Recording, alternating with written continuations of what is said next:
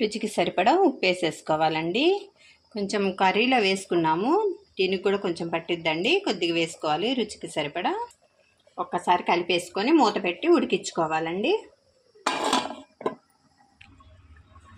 ఒకసారి మూత తీసి చూసుకోవాలండి.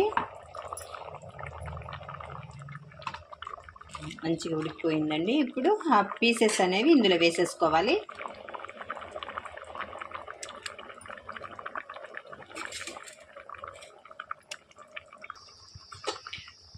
ఒక్కసారి మొత్తం కలిపేసుకోవాలండి.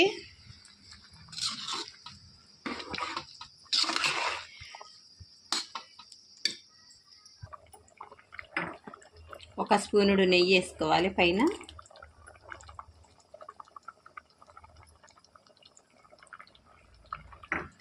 మూత పెట్టి ఒక 5 నిమిషాలు ఉంటే అయిపోయినట్టేనండి.